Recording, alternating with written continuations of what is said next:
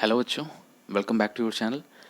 Refraction of light के इस series में हम लोग बात करेंगे रेक्टेंगुलर ग्लास स्लैब से लाइट का रिफ्रैक्शन। इस सीरीज़ की बाकी सारी वीडियोस आपको प्लेलिस्ट सेक्शन में मिल जाएंगी। तो स्टार्ट करते हैं इस वीडियो का topic, refraction through a rectangular glass slab. तो मान लेते हैं कि हमारे पास एक ग्लास स्लैब है रेक्टेंगल के शेप में कुछ इस तरीके से, जिसका रिफ्रैक्टिव इंडेक्स है NG, और इसको रखा गया है एक एयर के मीडियम में जिसका रिफ्रैक्टिव इंडेक्स है NA।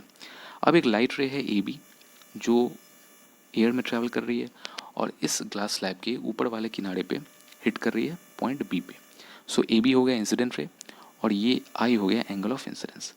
अब सिंस जो लाइट रे ए बी है वो एयर से ग्लास में जा रही है, यानी रेडिएटर से डेंसर मीडियम में जा रही है, सो जो रिफ्रैक्टेड रे होगा वो नॉर्मल की तरफ मुड़ जाएगी कुछ इस तरीके से। सो बी सी हो जाएगा रिफ्रैक्टेड रे और आर वन हो जाएगा एंगल ऑफ रिफ्रैक्शन। अब ये जो लाइट रे बी सी है वो इसी ग्लास स्लैब के नीचे वाले एज पे पड़ रही है।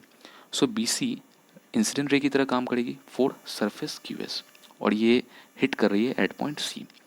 और फाइनली ये लाइट रे ग्लास से एयर में जा रही है, यानी ये डेंसर से रेयर में जा रही है। सो अब ये लाइट रे नॉर्मल से दूर मुड़ जाएगी कुछ इस तरीके से। सो सी डी हो जाएगा रिफ्रैक्टेड रे, और इस रिफ्रैक्टेड रे को एक अलग नाम से भी बुलाया जाता है जिसको कहा जाता है इमर्जेंट रे। और ये रे नॉर्मल से जो एंगल बना रही होती है उस एंगल को डिनोट करते हैं हम लोग ई से, और इसको कहा जाता है एंगल ऑफ इमर्जेंस। अब आगे के एनालिसिस के लिए आपको कुछ सिंपल ज्योमेट्री और ट्रिग्नोमेट्री को रिकॉल करना पड़ेगा। तो अगर आप इस फिगर में देखें तो यहाँ पे दो नॉर्मल है, पहला है एन और दूसरा है एन डैश। तो ये दोनों जो लाइंस है वो एक दूसरे के पैरेलल हैं, और जो बी सी है वो ट्रांसवर्सल लाइन है। अब यहाँ पे दो एंगल का फॉर्मेशन हो रहा है, पहला है R1 और दूसरा है R2, और ये दोनों जो एंगल है वो ऑल्टरनेट एंगल है। और ऑल्टरनेट एंगल क्या होते हैं, तो इक्वल होते हैं। सो R1 इक्वल टू R2। हमने लॉज ऑफ रिफ्रैक्शन के सेकेंड लॉ में पढ़ा था, स्नेल्स लॉ के बारे में। अब उसको यहाँ पे अप्लाई करते हैं। तो अगर आप इस पॉइंट को ऑब्जर्व करें, पॉइंट बी को, तो यहाँ पे रिफ्रैक्शन हो रहा है और एंगल ऑफ इंसिडेंस है आई और एंगल ऑफ रिफ्रैक्शन है R1। जो refractive index of second medium है वो है NG और refractive index of first medium है NA। सो अगर पॉइंट बी पे स्नेल्स लॉ लगाया जाए तो आप लिख सकते हैं कि sine I divided by sine R1 equal to refractive index of second medium जो कि है NG divided by refractive index of first medium यानी NA।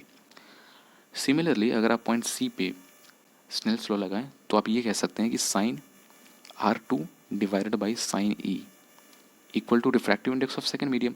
और इस वाले केस के लिए सेकंड मीडियम क्या हो जाएगा, तो एयर हो जाएगा जिसका रिफ्रैक्टिव इंडेक्स है NA। So NA divided by refractive index of first medium, और ये है NG। सो यहाँ पे पॉइंट बी और सी पे हम लोगों ने स्नेल्स लॉ को लगा लिया, और यही चीज़ यहाँ पे लिखा हुआ है, Snell's law at point B and Snell's law at point C. अब अगर इस वाले रिलेशन का रेसिप्रोकल लें तो हमें मिलेगा sine E divided by sine R2 equal to NG divided by NA। Let's say ये था हमारा पहला इक्वेशन और ये है हमारा सेकंड इक्वेशन। अब अगर इक्वेशन 1 और 2 को अगर आप ऑब्जर्व करें तो आप देखेंगे कि दोनों केस में जो RHS है वो बराबर है। सो हम लोग कह सकते हैं कि जो LHS होगा वो भी बराबर होगा। सो लिखा जा सकता है कि sine I divided by sine R1 equal to sine E divided by sine R2। अब इसके पहले हम लोगों ने ये देखा था कि ऑल्टरनेट एंगल से जो R1 है वो R2 के इक्वल है। सो इस केस में जो डिनोमिनेटर है साइन R1 और साइन R2 ये दोनों भी इक्वल होंगे, और अगर इक्वल है तो आप इसको कैंसिल कर सकते हैं। तो हमारे पास क्या बचा, sine i equal to sine e. So finally हमें ये रिलेशन मिला sine i equal to sine e. अब अगर sine i equal to sine e है तो हम ऐसा भी कह सकते हैं कि angle i equal to angle e होगा। यानी कहने का ये मतलब कि जो एंगल ऑफ इंसिडेंस होगा वही एंगल ऑफ इमर्जेंस भी होगा। तो अगर आप इस फिगर में देखें तो ये है एंगल ऑफ इंसिडेंस और ये है एंगल ऑफ इमर्जेंस, और ये दोनों इक्वल होंगे। अब हम बात करते हैं लैटरल डिस्प्लेसमेंट की। तो इसको डिफाइन किया जाता है the perpendicular distance between emergent रे एंड इंसिडेंट रे।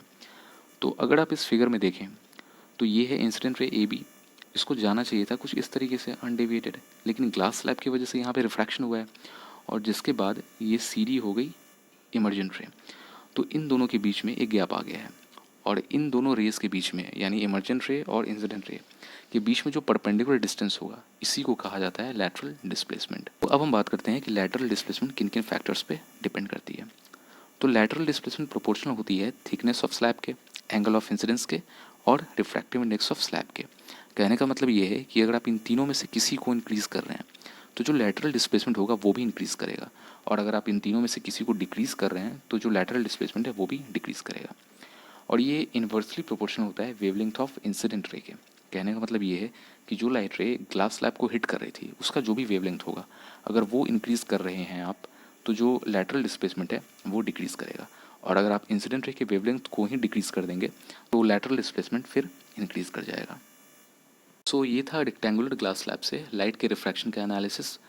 अगर आपको ये वीडियो पसंद आया तो आप लाइक करें, अपने फ्रेंड्स के साथ शेयर करें और इस चैनल को ज़रूर सब्सक्राइब कर लें। अगर आपको इस टॉपिक में कहीं भी कोई भी डाउट या कन्फ्यूजन हो तो आप कमेंट सेक्शन में उसे ज़रूर डालें। And all the best.